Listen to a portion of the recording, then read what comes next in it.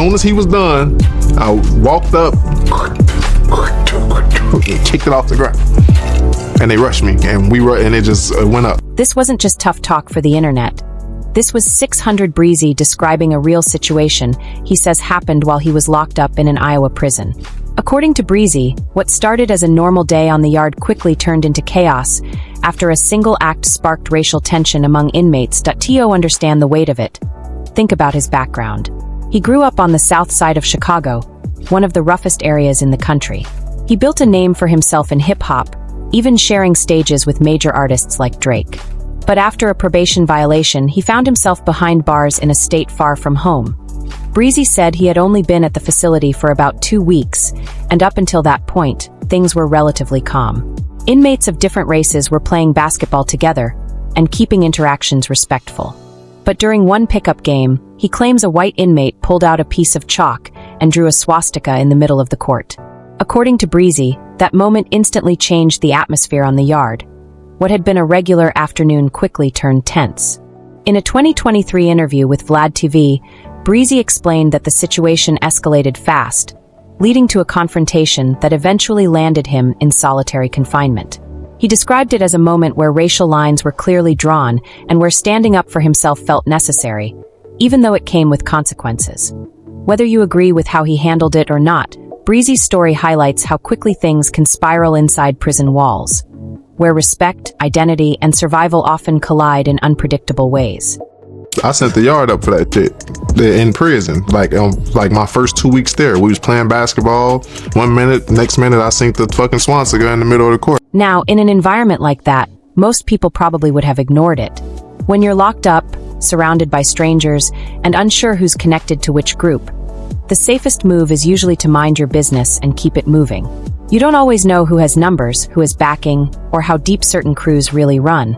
The smart decision, at least on paper, would have been to let it slide and avoid unnecessary problems.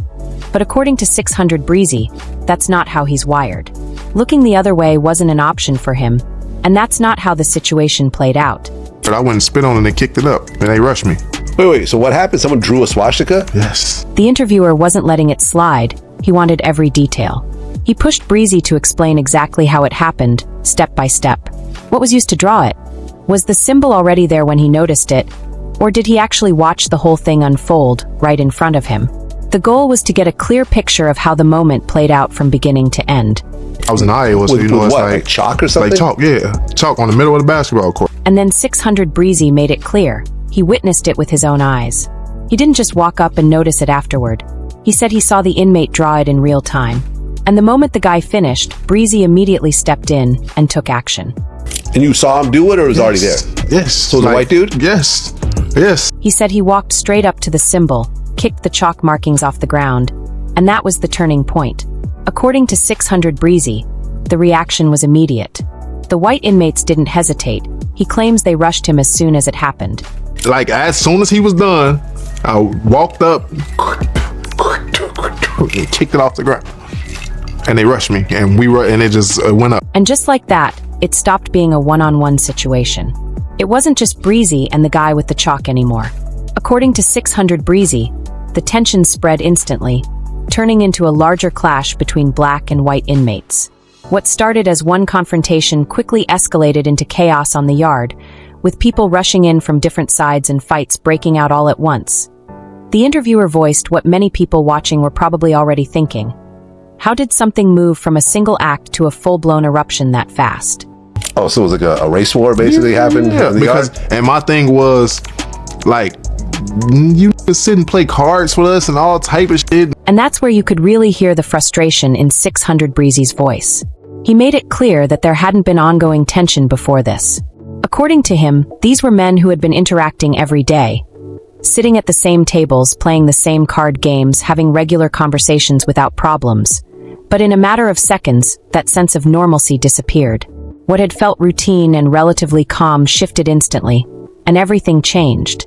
Didn't make dips and accents, didn't have regular conversations and be nice, so why y'all being racist? Like, what the f is... What really seemed to frustrate 600Breezy was what he described as the double-sided nature of the situation.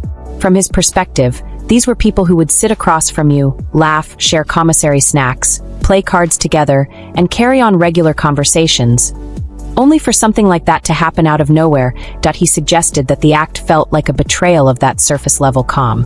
For him, it was proof that even when things appear peaceful on the outside, deeper tensions can still exist underneath. And in that environment, it only takes one spark to bring all of that hidden pressure to the surface at once. I'm already angry. I'm not sitting around no racist ass. It's like, hell no. According to 600Breezy, he wasn't thinking about the consequences in that moment at all.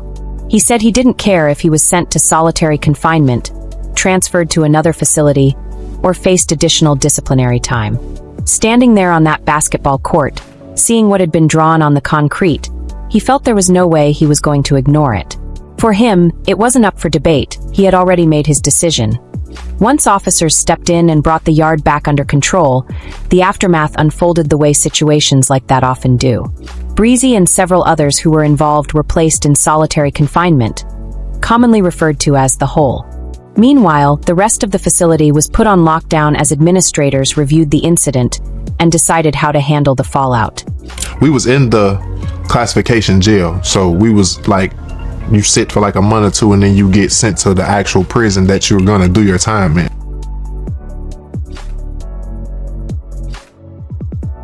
So they sent most people to the hole, they let some people stay in the units, they just locked the unit down like that. Within about a week of the whole situation going down, everyone involved got scattered, separated, split up, shipped off to serve their time in different corners of the Iowa prison system. But the memory of what went down on that basketball court didn't leave with just one of them. It stuck with every single person who was there.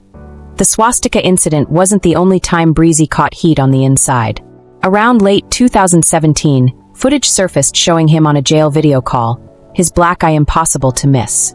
He looked like he'd been through a real fight. In the clip, he talked about his probation officer lying on him, but he never revealed exactly what caused that shiner.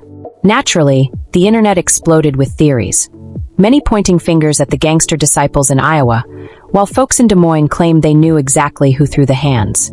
Whether that black eye came from a one-sided beatdown or a fair fight is something only those behind the walls truly know. But the bruises told a story words didn't need to understand how 600Breezy ended up scrapping with white supremacists on a basketball court in the middle of Iowa. You have to go all the way back to the beginning. This situation didn't just appear out of nowhere. It was the result of years of choices, years running the streets, years staying one step ahead of a system that was always creeping behind him, until the day it finally caught up. 600Breezy, born Antonio Valentino King on April 16, 1991, grew up on Chicago's South Side, in the heart of a stretch of blocks that's produced some of drill music's biggest names: Chief Keef, Lil Durk, G Herbo. These weren't just rappers he heard on a speaker. They were from the same trenches, the same blocks, the same gunfire, the same funerals where you had to say goodbye to people far too young. Breezy's gang ties weren't a conscious choice at first. His father was a gangster disciple, and that life was handed to him before he could even understand what it meant.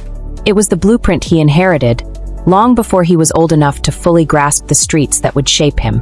You know what I'm saying? You know what I'm saying? I was just there because that's what my pops told me to do. And when I grew up to become a man, become my own man, bro, I became Diddy, bro. But switching from the GDs to the BDs wasn't just a casual move. This wasn't about street politics or what was convenient. It was about loyalty, betrayal, and blood.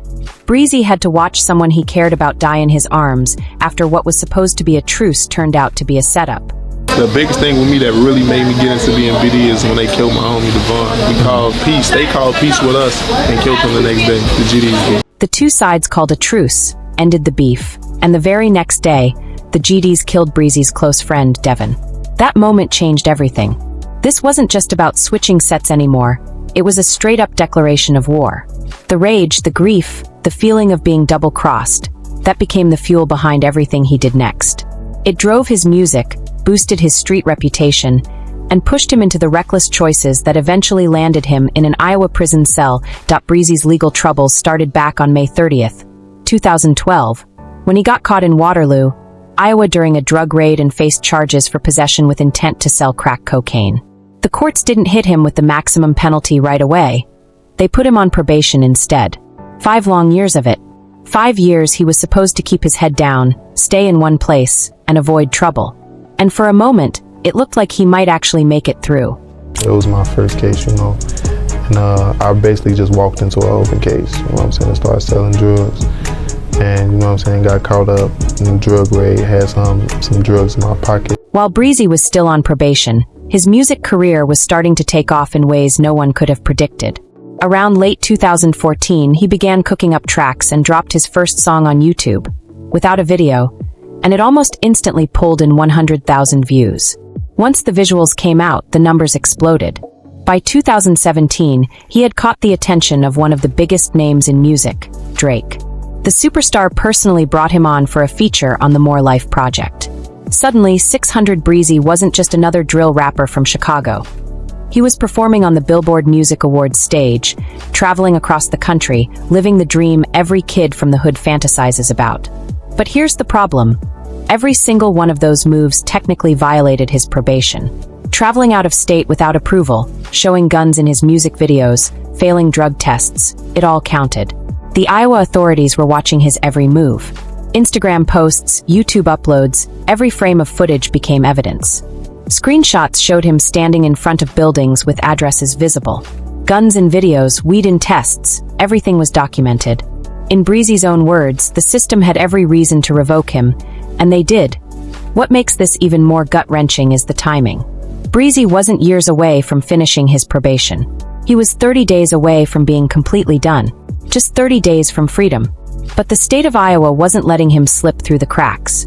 In June 2017, the judge revoked his probation and reimposed the original sentence, slamming him with a 10-year bid. Legally, he could see the parole board every 10 months as a non-violent offender. But in reality, his career froze at its absolute peak. The Drake feature, the Billboard stage, the millions of views. All on ice, no guarantee of return. Drake publicly vowed to help him, and Breezy's mother called the day of his sentencing the worst birthday of her life. Legal motions were filed, but while the system crawled along on the outside, Breezy was navigating a far more dangerous world inside. Prison wasn't just bars and boredom, it was a war zone. The racial politics, the gang dynamics, the constant threat of violence over something as trivial as a chalk mark on a basketball court. It was the real sentence. And Breezy was about to live through every second of it. What set Iowa apart was how different gang culture was behind bars. Growing up in Chicago, Breezy only knew black gangs, GD, BD, Stones, Vice Lords, Crips. That was the entire blueprint of gang life he understood. But in Iowa, he encountered white prison gangs in full structure. Groups like the Aryan Brotherhood and Peckerwoods weren't loose crews.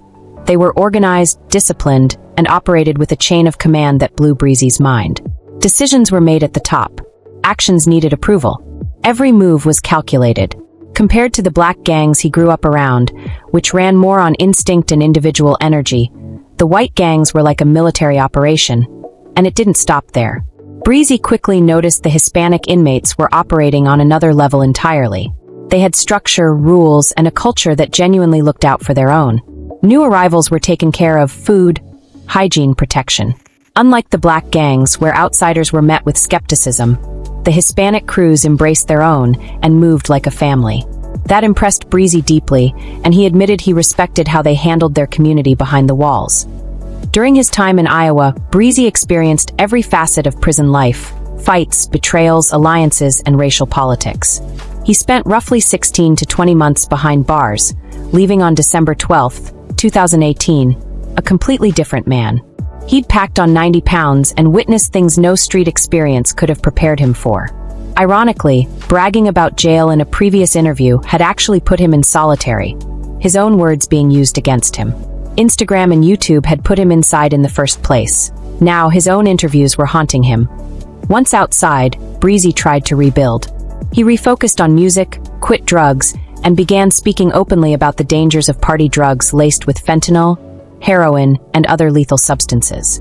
He wanted to educate the younger generation about the real dangers hiding in plain sight, using the platform he still had to warn others. But the system wasn't finished with him. In 2022, he was picked up in Alabama as a fugitive tied to outstanding Iowa warrants. Again in Iowa for yet another probation violation. The past never let go. Then in August 2025, he was pulled over in Middleton, Wisconsin, and an active extradition warrant linked to Pennsylvania was discovered. He was booked without bail and faced serious charges, including a state-level RICO charge, Pennsylvania's version of the laws used to dismantle organized crime. Breezy agreed to waive the hearing and be transferred to Pennsylvania. As of early 2026, he remains behind bars, awaiting further proceedings. From a chalk swastika on a basketball court in Iowa to a state RICO charge in Pennsylvania, 600Breezy's story is a cycle of almost reaching freedom, only to be dragged back in. Every time he gets close, the system slaps another lock on the door. And now, the question is whether this time will finally keep him down, or if Breezy will find a way to rise again, just like he's done before.